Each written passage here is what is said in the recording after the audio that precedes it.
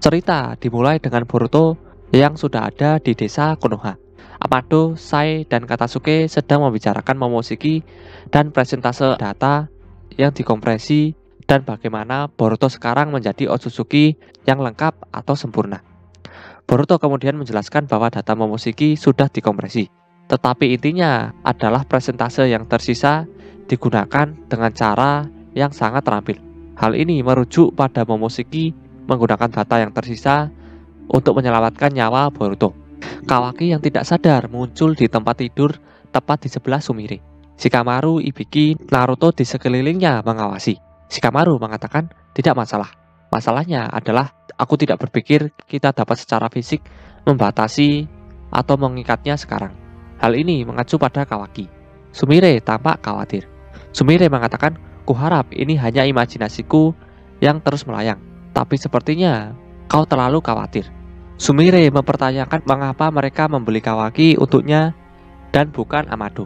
Saat Shikamaru sedang menuju keluar untuk menghadapi Amado, Sasuke muncul untuk pertama kalinya sejak chapter 61. Sejak kepergiannya, dia telah menyelidiki Code. Dia datang ke Shikamaru dengan intel penting tentang tempat persembunyian Code. Sasuke mengatakan, aku punya sesuatu untuk dilaporkan. Jadi Sasuke mulai berbicara dengan Shikamaru tentang penemuannya. Sementara itu di tempat Daimon, Eida, dan Code, Daimon sudah terbangun dan dalam posisi menunggang kuda di atas Code. Eida berbicara tentang dia dan kemitraan Code yang hanya berfungsi jika dia mendapatkan Kawaki dan dia membantunya mempertahankan kekuatannya. Hal ini memacu pada mengangkat pembatasnya. Kemudian adegan berubah lagi ke tanda Shikamaru.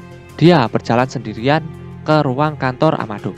Saat berbicara dengan Amado, dia bertanya-tanya apakah dia benar dengan asumsi bahwa reinkarnasi Momoshiki tidak akan terjadi lagi. Shikamaru meraih baju Amado penuh kemarahan dan frustasi. Amado terkejut dan mengatakan, ada apa ini? Tiba-tiba, Amado terkejut dengan itu. Lalu adegan berubah ke Mitsuki, Sarada, dan Boruto. Sarada dekat dengan Boruto, mencoba menyelidiki tandanya. 10 ekor disebutkan oleh Mitsuki mengacu pada Boruto yang sekarang menjadi 11. Otsutsuki yang matang dan bagaimana Boruto sekarang akan ditargetkan oleh Code membuatnya menjadi buah yang sempurna untuk ekor 10 atau Jubi. Jubi disebutkan oleh Mitsuki. Saat mereka berbicara tentang Boruto dan Code, Sasuke muncul dan mengatakan Sarada benar. Mereka terlihat senang melihat Sasuke lagi. Bahkan Sarada berteriak memanggil ayahnya. Sasuke memberitahu tim 7 tentang Code, musuh mereka yang tidak boleh diremehkan, dan siapa target nyata berikutnya. Hal ini mengacu pada Boruto. Adegan kemudian beralih kembali ke Shikamaru dan Amado. Shikamaru mempertanyakan Amado tentang mengapa dia mengkonfigurasi ulang karma Kawaki dan melakukan prosedur tersebut tanpa persetujuan dari Naruto dan yang lainnya. Amado menjawab kembali dengan mengatakan bahwa setidaknya sekarang dia memiliki kekuatan untuk melindungi Naruto dan mengalahkan musuh-musuhnya. Adegan berubah menjadi awan ketegangan antara Amado dan Shikamaru yang berada dalam percakapan tatap muka yang panas. Saat Shikamaru dan Amado sedang melakukan percakapan, Code muncul dari tanda yang diletakkan di leher Shikamaru sepenuhnya. Hal ini mengejutkan Shikamaru dan Amado. Dengan gemetar, Amado memanggil nama Code dengan putus asa. Code mengatakan, sudah lama, Amado. Code berkata sambil menuntut Amado untuk mengangkat pembatasnya sehingga dia bisa mendapatkan kembali kekuatan penuhnya. Amado tampak ketakutan dan bingung tentang Code yang ada di depannya. Amado mengatakan, dalam sekejap mata, para shinobi akan merasakan kehadiranmu dan mereka akan berada di sini dalam sekejap. Kata Amado mengacu pada tim sensor Konoha. Adegan berubah ke Ino dan divisi sensor yang segera merasakan bahwa cakra baru telah memasuki desa secara tiba-tiba tanpa pemberitahuan. Ino mengatakan cakra ini tidak mungkin. Ini adalah Code di dalam lab Amado. Dan Shikamaru melakukan kontak sensorik.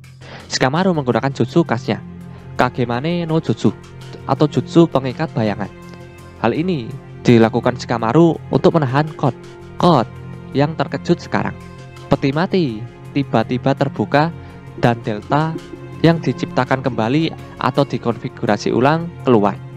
Dia sekarang memiliki simbol di dahinya, mengingatkan pada simbol Konoha. Delta baru dan yang dikonfigurasi ulang ini memiliki pakaian yang sama dengan delta sebelumnya, tetapi tanpa jati diri. Code dalam keadaan terkejut mengatakan, "Delta?" Shikamaru kemudian menyebutkan bahwa delta baru dan yang dikonfigurasi ulang ini diciptakan sebagai kekuatan untuk melindungi desa Konoha. Shikamaru kemudian menginstruksikan delta bahwa Code adalah musuh Konoha. Lalu delta menendang Code yang menahannya dengan kaki terentang. Code dibuat kembali dengan kejutan dan kejutan. Code masih ditahan oleh delta tetapi berhasil menempatkan tanda cakar di dinding di sampingnya. Shikamaru mencoba untuk menghentikannya tapi sudah terlambat. Sebuah tangan terulur dari tanda cakar dan kemudian Eida masuk ke dalam pertempuran yang sudah intens ini. Chapter ini berakhir dengan Amado yang sangat ketakutan. Dengan gagap menyebutkan nama Eida. Amado terkejut dengan Eida yang tiba-tiba berada di ruangannya dan ternyata masih hidup. Amado merinding ketakutan. Shikamaru bingung dengan tingkah Amado. Shikamaru bertanya-tanya mengenai siapa sebenarnya Eida ini. Delta tidak tahu siapa Eida. Tapi jika Eida berpihak pada Code, maka Delta akan membereskan mereka berdua. Delta pun menyerang Eida dengan tendangan. Namun secara mengejutkan, tendangan Delta tiba-tiba berhenti tepat di depan kepala Eida. Eida juga menghentikan cengkraman kaki kanan Delta yang mencengkram tubuh Code. Shikamaru terkejut dan menanyakan kepada Delta mengenai apa yang Delta lakukan. Delta sendiri juga ingin tahu ada apa sebenarnya. Shikamaru masih tidak paham dengan Eida. Shikamaru pun mengatakan situasi darurat kepada Ino melalui jutsu telepati dan butuh bantuan. Sementara itu di tempat Sasuke dan Boruto, Sasuke meminta maaf kepada Boruto karena menghentikan amukan Momoshiki adalah kewajiban Sasuke sebagai guru Boruto. Sasuke ada di sana saat Boruto membutuhkan Sasuke. Dan Kawaki juga harus mengambil peran yang berat. Desa Konoha tidak butuh membenci siapapun kecuali Sasuke. Boruto mengatakan bahwa Kawaki melakukannya karena Boruto dan Kawaki adalah saudara. Boruto lalu berniat mengembalikan ikat kepala Sasuke dan berterima kasih kepada Sasuke. Bagi Boruto, ikat kepala itu membantu membulatkan tekadnya. Sasuke pun memberikan ikat kepala itu jika itu berguna bagi Boruto.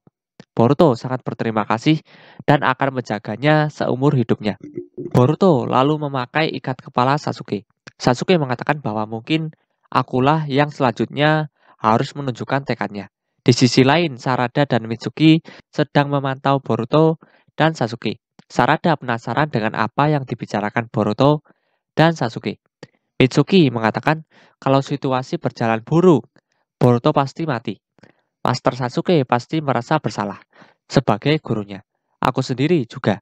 Bahkan sekarang pun saat aku memikirkan kalau Boruto bisa saja mati tanpa aku di sana untuk membantunya. Itu masih membuatku merinding. Dan anggap saja ada seseorang yang sungguh akan membunuh Boruto. Aku tak tahu apa yang akan kulakukan pada orang itu. Maaf, aku baru sadar kalau itu kedengarannya tidak mengenakan. Sarada mengatakan, aku benar-benar syok soal semua hal yang terjadi padanya. Dan aku sangat bersyukur dia bisa selamat. Tapi di tengah hal itu, aku mulai merasa semakin marah. Kau tahu, maksudku itu bukan salahnya. Aku tahu itu. Dia tak bisa mencegah semua ini terjadi. Tapi tetap saja, apa kita sungguh tak berguna? Kau tahu, aku ingin membantu dirinya lebih dari ini. Sebenarnya aku marah pada diriku sendiri. Mitsuki menanyakan kepada Sarada bahwa jadi kau memang suka pada Boruto? Setelah mendengar pertanyaan Mitsuki, Sarada merasa malu dan tidak mengakuinya. Mitsuki lalu mengatakan kepada Sarada bahwa kita harus jadi lebih kuat demi menghadapi Otsutsuki. Sarada mengatakan itu sudah jelas, karena jika tidak, aku tak layak menjadi Hokage. Sementara itu di rumah sakit, Kawaki terbangun. Sumire berdiri di sampingnya dan Naruto duduk di depannya. Ini membuat Kawaki ingat saat dirinya dan Naruto pertama kali bertemu.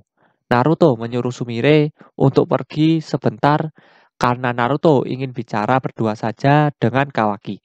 Kawaki menanyakan kepada Naruto, "Kau tak akan menghukumku karena membunuh Boruto?"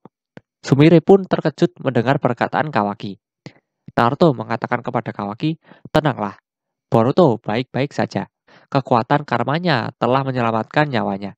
Ceritanya panjang, tapi dia masih hidup. Kalau kau tak di sana, kita semua mungkin sudah mati. Aku tak mengatakan ini hanya karena Boruto baik-baik saja. Tapi aku bersyukur. Boruto juga merasakan hal sama. Dia bilang, kau mengambil peran yang menyakitkan. Kau sudah pernah mengatakan ini, Kawaki. Tapi tempatmu adalah di sini, di Konoha. Tidak dimanapun lagi. Semua orang di Konoha adalah keluarga bagiku, termasuk dirimu." Saat Naruto berbicara dengan Kawaki, Ino tiba-tiba memanggil Naruto lewat jutsu telepati klan Yamanaka. Ino memberitahu bahwa musuh menyerang di lab 3. Code dan satu orang lagi yang identitasnya tidak diketahui.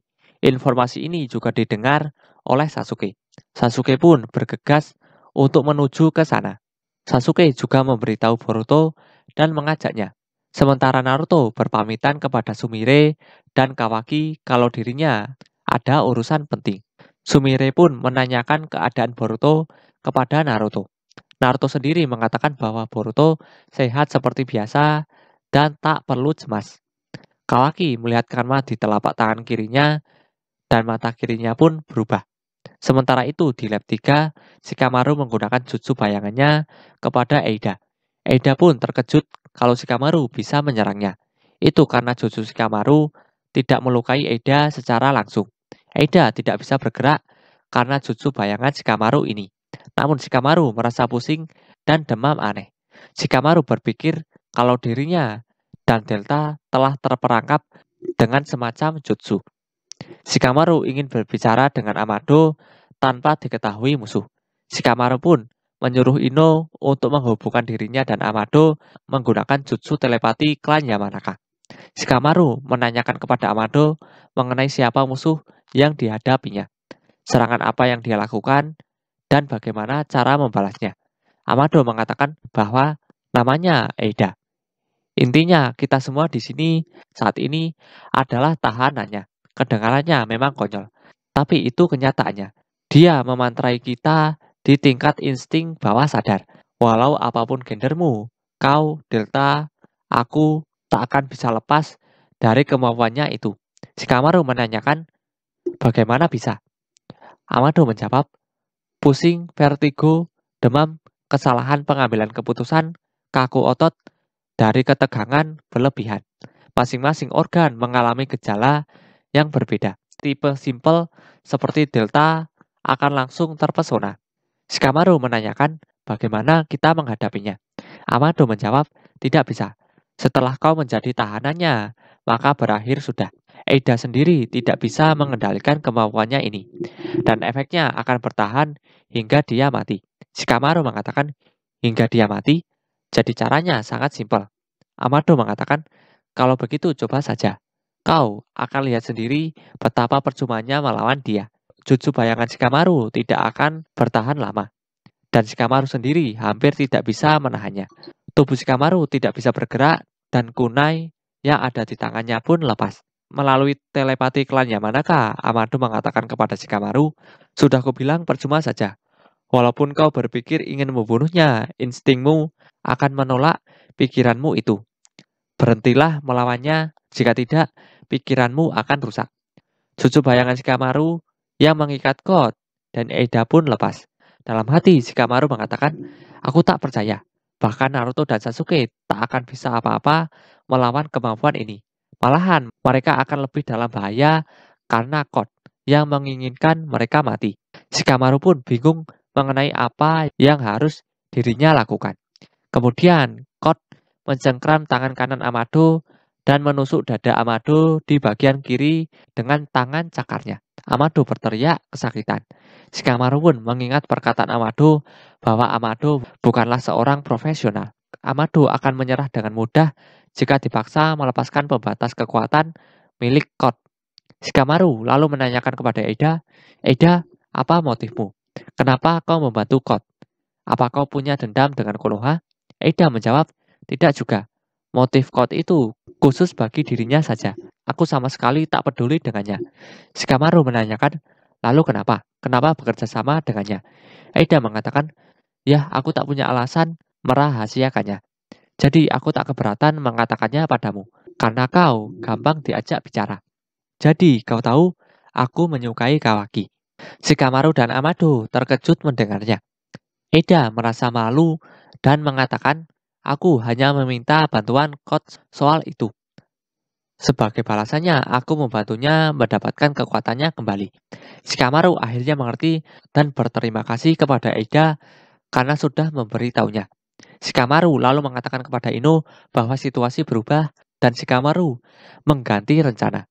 Shikamaru meminta Ino untuk mengubah kode kunci pintu kamar tempat Shikamaru dan lainnya berada sekarang.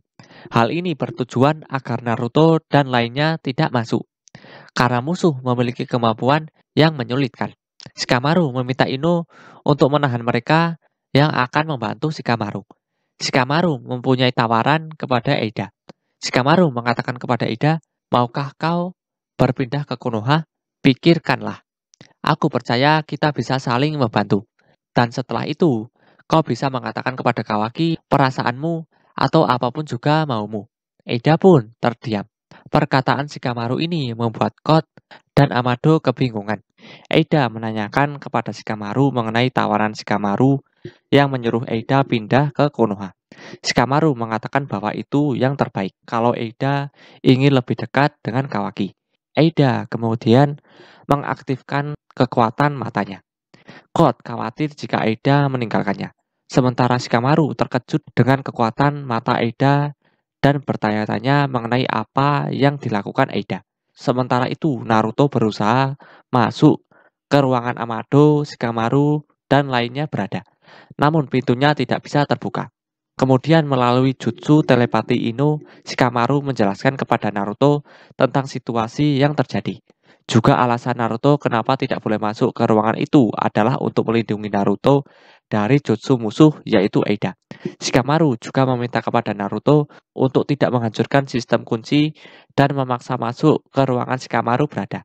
Tak lama kemudian Sasuke dan Boruto tiba dan menemui Naruto. Sementara itu, ternyata Eida mengetahui semuanya, termasuk Shikamaru yang menyuruh Ino mengunci pintunya supaya Naruto dan lainnya terlindungi dari jutsu Eida. Shikamaru terkejut dan akhirnya dia tahu mengenai kekuatan mata Eida. Amado kemudian menjelaskan kekuatan mata Eida kepada Shikamaru melalui jutsu telepati klan Yamanaka. Kekuatan mata Eida disebut Senrigan. Eida bisa melihat semua hal yang terjadi di dunia. Dia bisa melihat masa lalu, namun tidak bisa melihat masa depan. Artinya, Shikamaru tidak bisa menyembunyikan apapun dari Eida. Shikamaru lalu beranggapan kalau jutsu Eida tidak bisa menguping pembicaraan melalui telepati milik Ino. Pasti Eida tidak bisa melihat jauh ke dalam lubuk hati. Eida menjelaskan kepada Shikamaru bahwa dirinya tidak ada sebab yang kuat untuk memusuhi Konoha. Shikamaru awalnya tidak menganggap Eida sebagai musuh, tapi karena Eida membantu Kot, Eida dianggap sebagai musuh Konoha. Shikamaru lalu menawarkan Eida sekali lagi. Pihak mana yang lebih baik Eida pilih? Konoha atau Kot. Sementara itu di tempat Kawaki dan Sumire, Sumire membicarakan kepada Kawaki mengenai Boruto yang diserang Kawaki. Sumire yakin kalau Kawaki terpaksa untuk mengambil keputusan yang sulit. Kawaki lalu menjelaskan bahwa Amado memulihkan karma Kawaki tanpa izin Kawaki. Kawaki rasa Amado melakukan itu saat memperbaiki tangan kanan Kawaki. Karena itu prosesnya lama. Tapi kembalinya kekuatan karma adalah hal yang juga Kawaki inginkan. Jika tidak ada karma itu, mungkin Hokage ke-7 sudah mati. Ini adalah pertama kali Kawaki bersyukur memiliki kekuatan karma dari lubuk hati yang terdalam. Sumire lalu mengatakan kepada Kawaki bahwa Sumire merasa alasan kenapa Amado mengembalikan karma Kawaki adalah demi tujuan pribadinya Amado sendiri. Sementara itu, Kot memaksa Amado melepaskan pembatas kekuatan milik Kot. Kot pun menusuk dada Amado lebih dalam lagi. Amado merasa sangat kesakitan dan mengatakan kepada Shikamaru kalau dirinya tidak bisa bertahan lebih lama lagi. Shikamaru menyuruh Amado untuk bertahan karena Code tidak mungkin membunuh Amado jika pembatas kekuatannya belum dilepaskan. Sebaliknya, jika pembatas kekuatan Code sudah dilepaskan, maka Amado sudah tidak dibutuhkan dan pasti Amado akan dibunuh.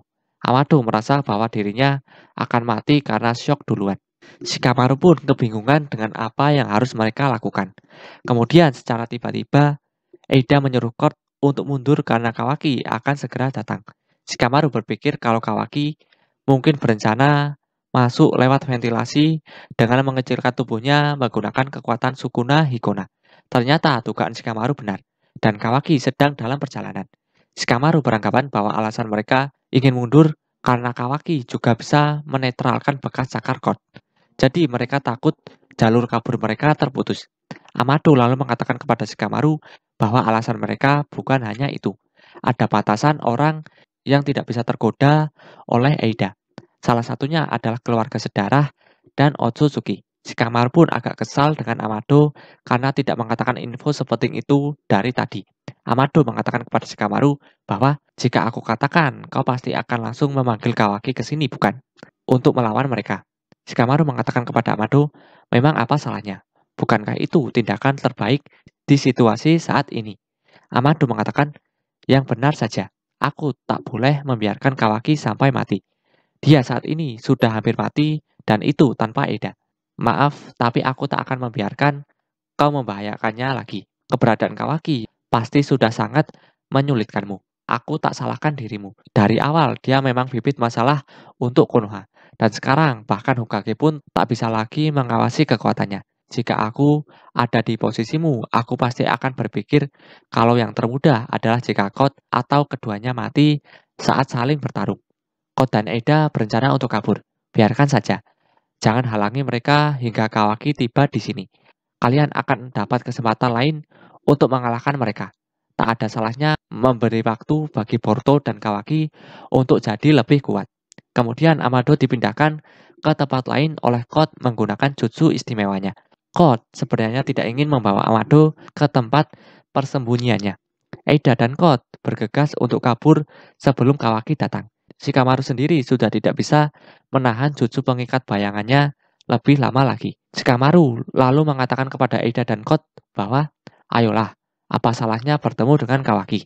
Kenapa kalian malu-malu? Kemudian Eida menyuruh Delta untuk menyerang Shikamaru.